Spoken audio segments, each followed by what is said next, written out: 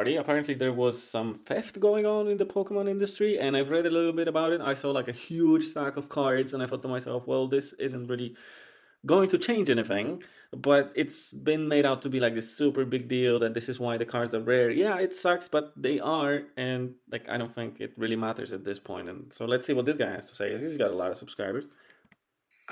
It is free, but if you're watching this, you're premium. And a Yeah, cool. Like let's skip the intro. So start somewhere here. factory that makes Pokemon cards and tried to be sold on the black market.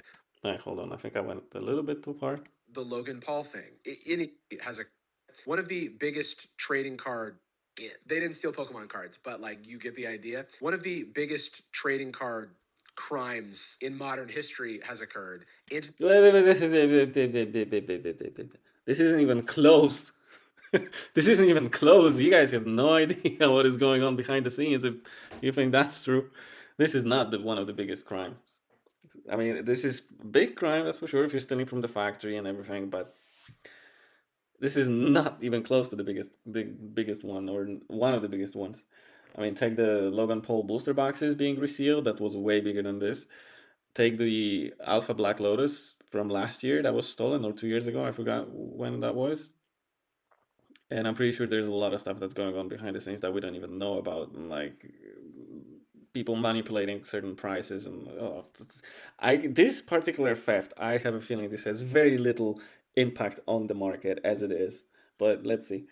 No, we're not talking about the Logan Paul thing. Any of the Logan Paul things, actually. We're talking about millions of dollars in Pokemon product that was stolen from the. Untrue.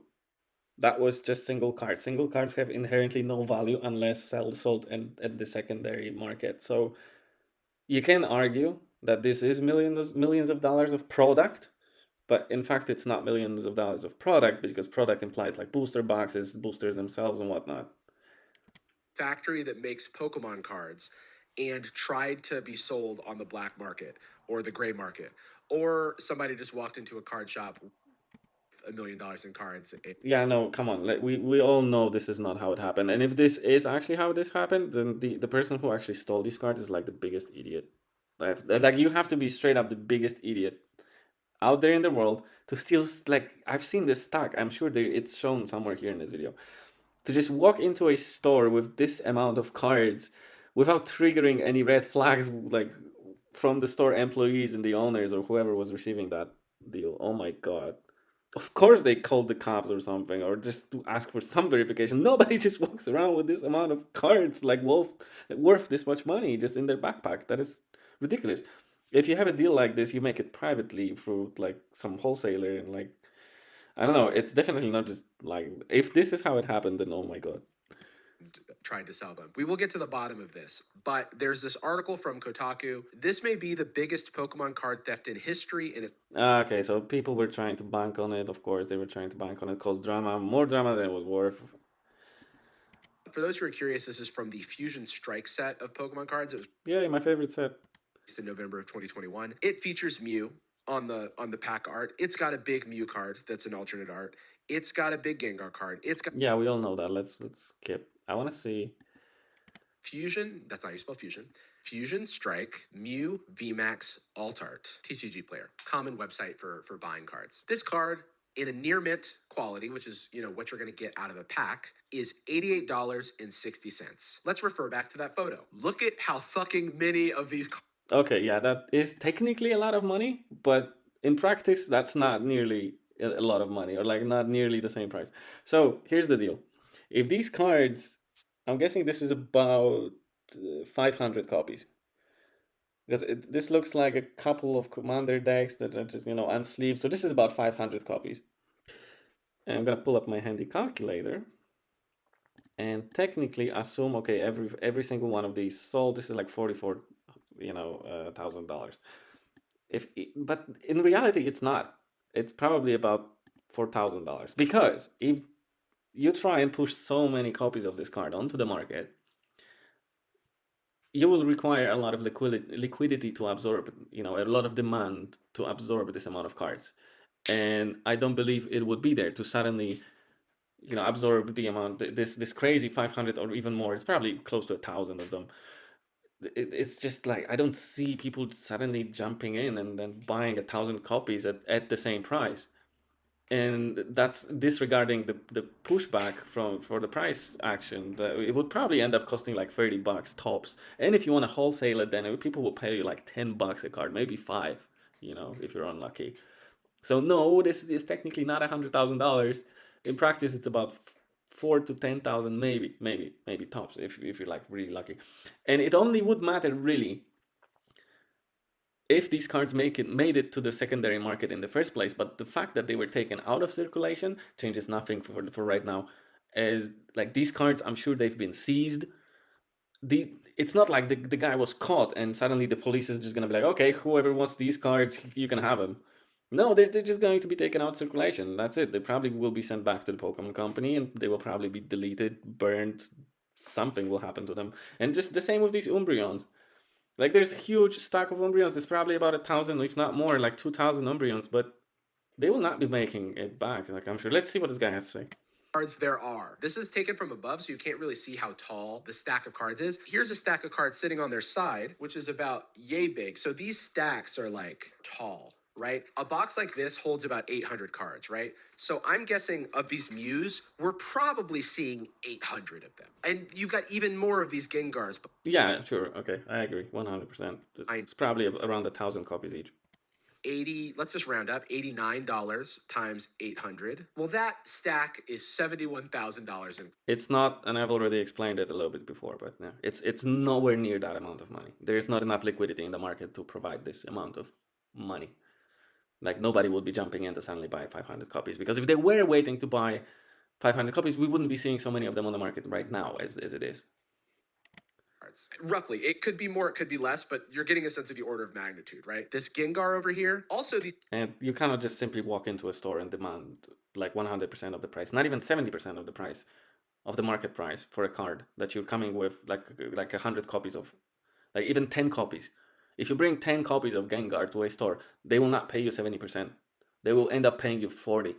Because they do not want to tie up so much capital. Like if you have one card, sure, they will pay you like 70-80% depending on the condition. But if you suddenly wanted to sell so many, the store would need to deploy so much money to you and tie up that money to like, and then hope to make that money back sooner or later, that they will not be able to afford to pay so much money. So yeah, all I'm saying is this really doesn't matter. Prices have gone down in the 2 years since this set came out. This theft allegedly happened before the set even released because they... Yeah, of course, it had to happen before it even released because this is the only timeline that it would make sense. If this happened after the release, then that would mean the person had, I don't know, an access to the factory during the second print run, which would mean the first print run boxes would be a lot more expensive because they would have the cards not removed from the print sheets yet. And the second print run will be essentially garbage, and it will be extremely hard to distinguish between those print runs, I think, at this point, because I don't think there was a difference in the shrink wrap or anything, or on the box itself for that matter. So yeah, it's the only way that it makes sense is that these cards are so expensive and so rare in a very slight amount because of this guy. Because this guy took the print sheets and he just did whatever he did. It happened during the printing process for the first run of the cards. But these cards were at an all-time premium when they were stolen and attempted to be sold. Oh, did I say the Mew is expensive? The Gengar is $176. There's more Gengars than Mews. Are you seeing now? Are you seeing now the scale of this theft? Now, these cards in this quadrant here. Again, coming back to what I said earlier, the scale really doesn't matter because it's not liquid. You cannot just immediately dump it and exchange it for cash. Nobody has this amount of cash to deploy into new Pokemon cards. Trust me. You go to Logan Paul, you ask him if he wants that. He will not. He's not interested in modern Pokemon cards, and most people aren't. In that many, in that big of an amount. If that was like base edition rares or something, I would be concerned, but it's not. The Espeons v Inteleons. This Espeon VMAX, you see how big the stack is? It's $140. This Inteleon, there's a bunch of them, less money, $32. Still tens of thousands of dollars of product. Let me put something else into perspective. How rare are these cards from a given pack? It's hard to say for sure, but people have opened thousands and thousands of packs and tried to get a gauge of the ratios that these cards are pulled at. These are not perfect, but again, we're talking about the order of magnitude. That Mew 1 in 2,000. That SP Who is people? Like, if somebody did a mass box opening of how many of them are there maximum? 2,160. If somebody did a mass box opening on this amount of boxes, I want to meet that person. Because, and I guess people just pulling together the results from their small sample sizes, which I guess it's okay as well. And yeah, still, it really doesn't matter at this point because these cards never made it to the market in the first place. Some of them probably did. He probably sold some of them at the all-time high, you know, a couple copies here and there, made like 10,000, 20,000, maybe $50,000 out of this whole thing. But yeah, to us right now, it doesn't matter. There's really not much to be making a fuss about besides the security in the factory, so that it doesn't happen again. Because this is the collateral damage of this whole thing is that the cards are as expensive as they are, and they should be about 10% cheaper. And this is basically it. They would be about 10 to 20% cheaper, in my opinion, if all of them made it to the market. Because on a large enough scale, if Pokemon print runs are in millions, I'm sure they are in like millions. It's probably like a million booster boxes, right? Yeah, 1, 2, 3, 1, 2, 3, and let's divide that over the Mew. Let's assume it's a million boxes. Fusion Strike probably didn't have a million boxes, but let's be generous. So that would mean there were 400, this amount, 462 of them on the market. So let's go to card market. What was it? That was the Mew VMAX, right? Mew VMAX, Fusion Strike, but I want the alternate one. This is the alternate one, right? Yeah. Yeah, 200 of them are currently for sale. Oh, but in various languages. So let's just see English. Let's just assume English print run was like a million. So 99 of them are available in English. Is that 99? That's not 99. That was in total. Oh, that's number 269. Okay, so in total there were 100 available. Yeah, I mean, come on. They're just so rare already, and the price isn't even that great. So the demand isn't there. If those things made it to the market to begin with, the price would have just plummeted. So I guess it's a good thing at the end of the day that people who have these cards right now, they have some rare cards because these are chase cards at this point. So the amount I would have made it, okay, it's a little bit bigger than I thought. So it's like 50% bigger than, like 50% of the entire thing would probably be removed from circulation. Is that what I'm coming down to? I think that's a little bit too high. I would be down to agree on like 30% of the total supply was removed from circulation, which is huge, but it was removed before it even began. So it's like it's just never happened. Yeah, it just made the cards a little bit more expensive at this point. And the ones that I found right now, they are probably disposed of already. I don't think they're coming back to the market at all. 1 in 1,400. That Gengar, 1 in 1,000. All of these cards, these money cards, are like 1 out of 1,000 packs are you going to get these. So to open 1,000 packs, a pack is going to run you like $3.50, $4. So we're talking $4,000 to pull one if you're trying. Now that's a waste of money. Obviously, the way this works is that everybody opens the packs, and the people who don't want their really rare card, they sell it, they trade it away. That's how the market for these things works. The Pokemon company who is being stolen That's an interesting way of putting it, but yes, essentially yes, I agree.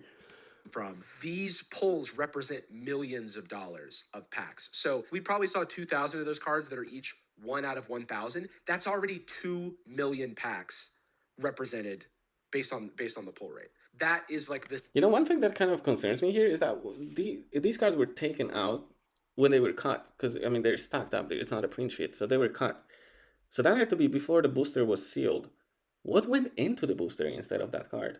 Did he like manually insert other cards, like thousands of cards into boosters? That I don't think that can happen. So essentially, these must have been like additional cards within the booster. Otherwise, some boosters would be missing a single card from the count. I don't know. It's kind of funny. I'm not sure how it works. I've never been to a factory like myself. Just like read about it and talked to people who work there. scale of this crime, and that's why it's a big deal. So a seller somewhere has what is conservatively hundreds of thousands of dollars of stolen Pokemon product. It's either right as the set is coming out or before the set. It would be a cool argument within the court to try and make that he actually has hundreds of thousands of dollars in Pokemon cards, when he, you know, it could be disproven that no, he actually essentially doesn't. But either way, it's I wonder what happened to him. Maybe at the end of the video we're gonna know. Coming out, and they're looking for buyers. The seller is not the thief. We have confirmation on that. So the Oh, so the seller is not the thief. So the seller is even dumber. The thief was was smarter. The seller got the thief messed up. Like if it wasn't for the seller, it probably would have never come to light. Oh my god.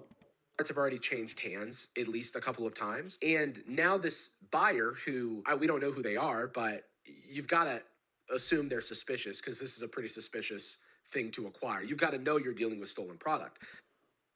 Stolen product pops up on the market for every Pokemon set, just about, usually in much smaller numbers. Yeah, that's about it. I mean, I don't think I'm going to continue with this because he's just going to probably repeat what I just said. So maybe I will do a part 2 on this, but I just wanted to comment that I don't think it's a big deal at this point of time. These cards are gone. The amount of money that people are making it out to be is not there. It's all theoretical, and if the market was 100% liquid, you could just swap cash versus cards all the time. So it's not reality, unfortunately. This video is pretty long already, so I don't know. Maybe I'll find another shorter video to react next time. All right, see you guys in the next one. Bye.